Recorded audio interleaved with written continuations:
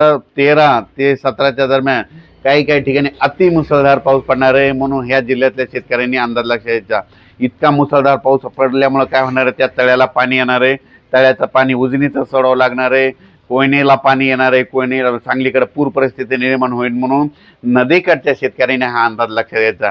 आणि राज्यातल्या परत शेतकऱ्याला सांगू इच्छितो की मग त्याच्यानंतर परत 13 मध्ये 14 सप्टेंबर ते 18 सप्टेंबरच्या दरम्यान पुन्हा तळोदा तालुका, शिरपूर, यावल, बुरामपूर, अचलपूर, वरुड, जामनेर, हरिशाल, नंदुरबार, चोपडा, अकोट, तेलारा, सावनेर, एरंडोल, पाचोरा म्हणजे ह्या पट्ट्यात काय होणार आहे, 14 ते 18च्या दरम्यान पुन्हा तिकडल्या भागात देखील पाऊस पडणार आहे, म्हणून त्या भागातल्या शेतकऱ्यांनी अंदाज लक्षात घ्यायचा.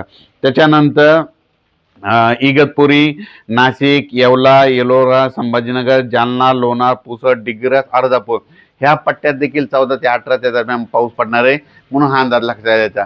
राज्यातल्या सर्व शेतकऱ्याला सांगू इच्छितो की हा परतीचा पाऊस आहे. परतीचा पाऊस जोरदार पडणार आहे, ठिकठिकाणी मुसळधार पडणार आहे, कुठं अतिमुसळधार पडणार आहे, कुठं रिमझिम पडणार आहे, म्हणून हे अंदाज लक्षात घ्यायचा. आम्ही म्हटलं होतं ना 12 तारखेला आमच्या मराठवाड्याकडे पाऊस सुरू आहे, तर पाहू शकता मराठवाड्याकडे आमच्या इथं पाऊस सुरू झालेला आहे. आणि आता पण तुम्हाला शेतकऱ्याला एक सांगू इच्छितो की राज्यात आता सविस्तर सांगतो, मुंबईला देखील मुंबई, इगतपुरी, नाशिक, नंदुरबार, धुळे, जळगाव